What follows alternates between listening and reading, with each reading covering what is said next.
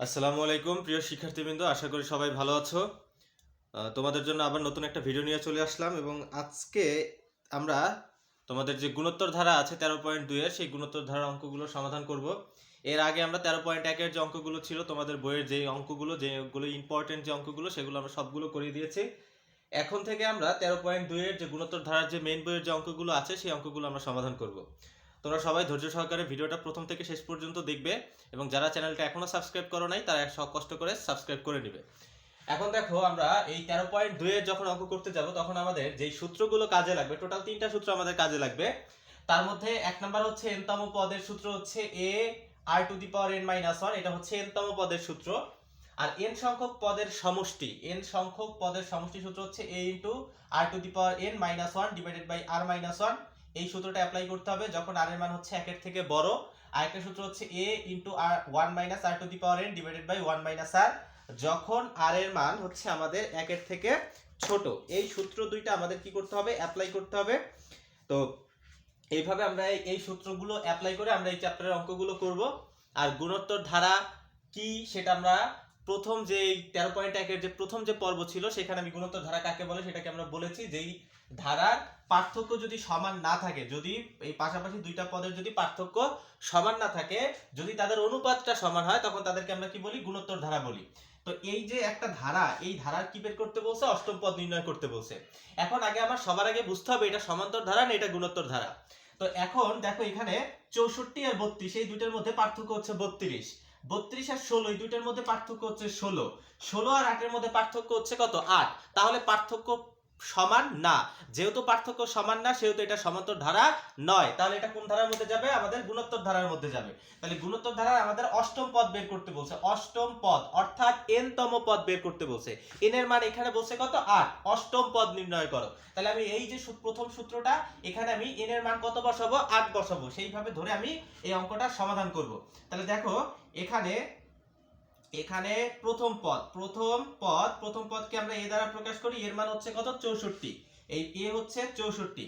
এরপর হচ্ছে আমাদের সাধারণ আগের অঙ্ক যখন আমরা করেছিলাম তখন আমরা সেখানে সাধারণ অন্তর বের করেছিলাম। এখানে আমরা সাধারণ অন্তর বের করব না, এখানে আমরা সাধারণ অনুপাত বের করব। সাধারণ অনুপাত কিভাবে বের করব, আমাদের দ্বিতীয় পদকে প্রথম পদ দ্বারা ভাগ করব। আগের বেলায় আমরা কি করেছিলাম, দ্বিতীয় পদ থেকে প্রথম পদটাকে বিয়োগ করেছিলাম, কিন্তু গুণোত্তর ধারার বেলায় আমরা কি করব, দ্বিতীয় পদকে প্রথম পদ দ্বারা ভাগ করব।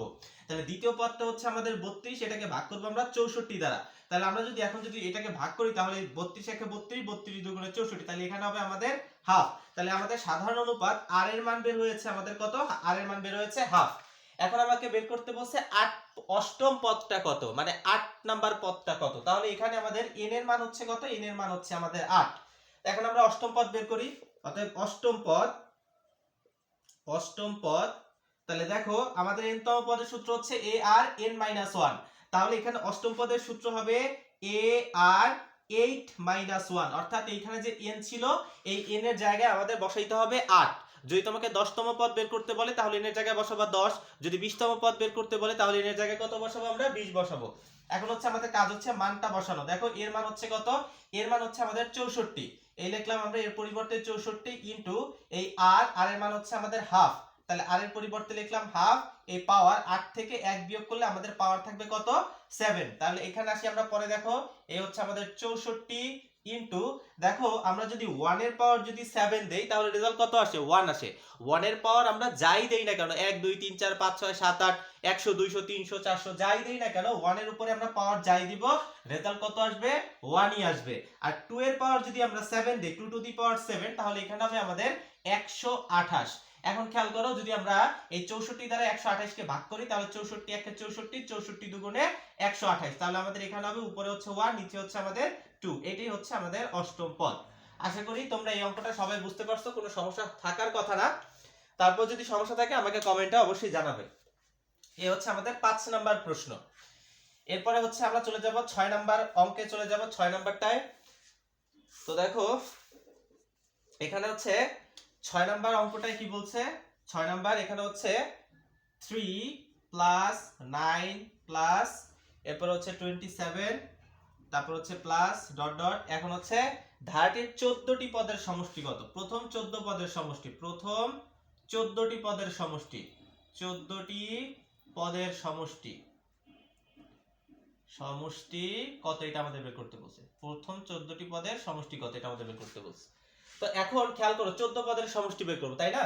তাইলে আমাদের এখানে দেখো, এখানে প্রথম পদ কত? এখানে প্রথম পদ a ইকুয়াল টু হচ্ছে আমাদের 3, প্রথম পদটা হচ্ছে আমাদের 3। এরপর আমরা বের করব সাধারণ অনুপাত, সাধারণ r ইকুয়াল টু কত হবে? দেখো আমাদের দ্বিতীয় পদকে প্রথম পদ দ্বারা ভাগ করব, দ্বিতীয় পদটা হচ্ছে 9, প্রথম পদটা হচ্ছে 3, তাহলে এই 9 কে আমরা কত দ্বারা ভাগ করব? 3 দ্বারা ভাগ করব। তো 9 কে যদি আমি 3 দিয়ে ভাগ করি তাহলে আমাদের রেজাল্ট আসে 3। দেখো এই মানটা 1 এর থেকে বড়। দেখো r এর মান আমাদের কত আসছে? 3, এই 3 এর মানটা 1 এর থেকে বড়। এখন আমরা 14 পদের সমষ্টি বের করব, 14টা পদের সমষ্টি বের করব। তো দেখো আমাদের এখানে সমষ্টির সূত্র হচ্ছে দুইটা, a * r⁻n - 1 divided by r - 1, আর একটা হচ্ছে a * 1 - r⁻n divided by 1 - r। এই হচ্ছে আমাদের দুইটা সূত্র। এখন এই দুইটা সূত্রের মধ্যে আমি কোন সূত্রটা অ্যাপ্লাই করব? যেহেতু এখানে r এর মান 1 এর থেকে বড়, সেহেতু আমি এই প্রথম সূত্রটা অ্যাপ্লাই করব। এই প্রথম যে সূত্রটা আছে এই সূত্রটা আমরা অ্যাপ্লাই করব। অতএব 14টি পদের সমষ্টি, 14টি পদের সমষ্টি s 14 ইকুয়াল টু, আমরা সূত্রে যাই। তাই সূত্রটা হচ্ছে কি আমাদের a into r to the power n এর জায়গায় আমরা কত লিখব? আর n এর জায়গায় লিখব আমরা 14 মাইনাস এই হচ্ছে 1 ডিভাইডেড বাই r - 1, আর এই হচ্ছে r মাইনাস এই হচ্ছে আমাদের 1। এই হচ্ছে আমরা সূত্রটা লিখলাম। এখন আমাদের কাজ হচ্ছে এর মান বসানো এবং r এর মানটা বসানো।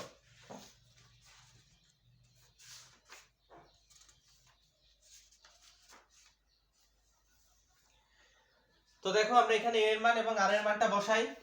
এর মান দেখো এখানে r এর মান আমাদের বের হয়েছে কত? r এর মান বের হয়েছে আমাদের 3। এই লিখলাম 3 মাইনাস এই হচ্ছে 1। এরপর হচ্ছে এর মান হচ্ছে কত? এর মান হচ্ছে আমাদের 3, এই হচ্ছে 3 into r to the power, r এর মান হচ্ছে আমাদের 3, এই হচ্ছে 3, এই হচ্ছে পাওয়ার হচ্ছে 14, এই হচ্ছে মাইনাস এই হচ্ছে 1। এখন খেয়াল করো, এরপরে আমরা এখানে লিখতে পারি, এখানে যদি আমরা 3 থেকে 1 বিয়োগ করি তাহলে এখানে হবে আমাদের 2, এই হচ্ছে 2, তারপর হচ্ছে এই 3 এর জায়গায় আমরা লিখলাম 3, এখন হচ্ছে এই 3 পাওয়ার 14, এই লিখলাম 3 টু দি পাওয়ার 14 মাইনাস 1। এখন এটাকে একটু এইভাবে লিখতে পারি 3/2, এটাকে আলাদা করে লিখলাম, আর 3 টু দি পাওয়ার 14 মাইনাস 1, এই হচ্ছে অ্যানসার আমাদের।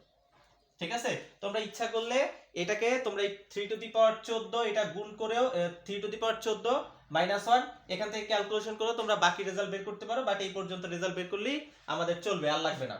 তো দেখো আমি আরেকবার রিপিট করতেছি, এটা কি করছি যে এখানে আমাকে 14 পদের সমষ্টি বের করতে বলছে।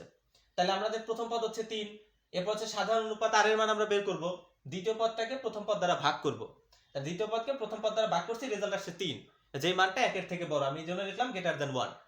আমাকে 14 পদের সমষ্টি বের করতে বলছে, যেহেতু r এর মান 1 এর থেকে বড় এসেছে সেহেতু আমি প্রথম সূত্রটাই নিব, যে a * r⁻n - 1 divided by r - 1।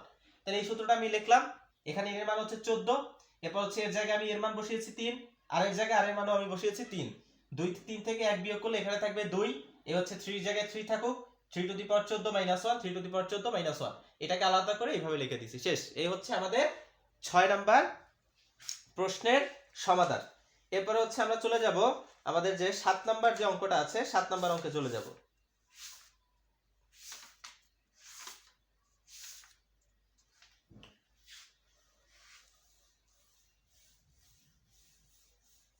দেখো আমাদের 7 নাম্বার যে অঙ্কটা আছে সেই 7 নাম্বার অঙ্কটা হচ্ছে 7 নাম্বার হচ্ছে 128 যোগ, তারপরে হচ্ছে আমাদের 64 যোগ 32 যোগ ডট ডট কোন পদ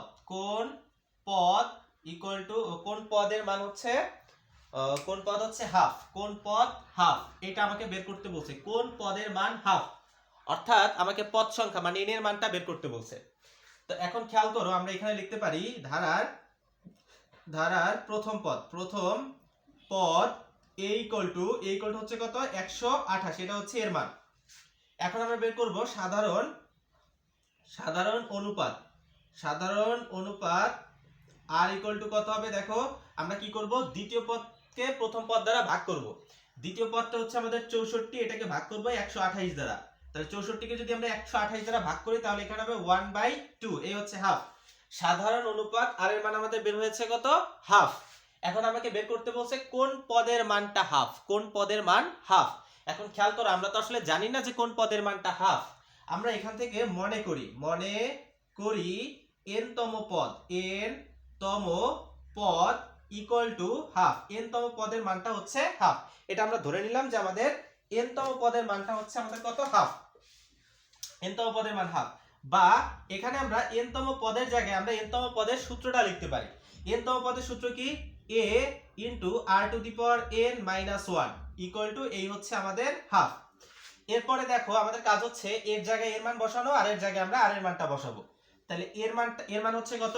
এর মান হচ্ছে আমাদের 128। এই লিখলাম 128 ইনটু এ হচ্ছে আর এর মান হচ্ছে আমাদের কত? আর এর মান হচ্ছে আমাদের হাফ, এর পাওয়ার হচ্ছে n মাইনাস 1 ইকুয়াল টু এই হচ্ছে আমাদের এই পাশে হাফ ছিল, এই হাফ লিখলাম। দেখো আমরা এর জায়গায় এর মান বসিয়েছি 128, আর এর জায়গায় আর এর মান half, n minus 1 equal to এই হচ্ছে হাফ। এখন এই যে 128 এই পাশে গুণ আকারে ছিল, এটাকে আমি ওই পাশে নিয়ে যাব। ওই পাশে গেলে এটা ভাগ আকারে নিচে চলে যাবে। তাহলে এখানে থাকে হাফ, এখানে থাকবে n মাইনাস 1 ইকুয়াল টু এই হচ্ছে এই হাফ আগেই ছিল, এই 128 এই পাশে গুণ ছিল, এই পাশে ভাগ আকারে আমরা নিচে নিয়ে যাব। এই হচ্ছে 128 বা এই হচ্ছে আমাদের হাফ, এই হচ্ছে n মাইনাস 1 ইকুয়াল টু এখানে থাকে 1/256। এখানে হবে আমাদের 1/2, এই 2 আর 128 এই দুইটাকে যদি আমরা গুণ করি তাহলে এখানে হবে আমাদের 256। বা এখানে হচ্ছে আমাদের হাফ, এই পাওয়ার হচ্ছে n মাইনাস 1 ইকুয়াল টু, এখন একটু খেয়াল করো 1/256। এখন এই পাশে আমাদের এক বেসটা হচ্ছে হাফ, আমাদের এই পাশেও একটা বেস হাফ বানাইতে হবে। তাহলে এখানে যদি আমি লিখি 1/2 এর পাওয়ার হচ্ছে 8, তাহলে কি 1/256 হয়? দেখো 1 এর উপরে পাওয়ার যদি আমি 8 দেই রেজাল্ট 1ই হয়, আর 2 এর উপরে যদি আমি পাওয়ার 8 দেই তাহলে আমাদের রেজাল্ট কত হবে? 256। তাহলে 1/256 এটাকে আমি লিখতে পারি 1/2 এর পাওয়ার হচ্ছে 8। এখন দেখো এখানেও বেস হচ্ছে হাফ, এখানেও বেস হচ্ছে হাফ। আমরা উভয় পক্ষ থেকে এই ভিত্তিটাকে কি করতে পারি? বাদ দিয়ে দিতে পারি, অর্থাৎ হাফ হাফ বাদ দিয়ে দিতে পারি। তাহলে এখানে আমাদের কি থাকবে? n minus 1 equal to 8। এখান থেকে আমি n টাকে রেখে দিব, তাহলে এখানে থাকবে 8, এই 1টা এই পাশে গেলে প্লাস 1 হয়ে যাবে ইকুয়াল টু 8 আর 1 যোগ করলে কত হবে? 9। তাহলে n এর মান বের হয়েছে কত আমাদের? 9। তাহলে আমাদের নবম পদটা হচ্ছে কত? হাফ। তাহলে এই যে ধারাটা ছিল, এই ধারার নবম পদটা হচ্ছে হাফ। এই হচ্ছে আমাদের 7 নাম্বার প্রশ্নের সমাধান।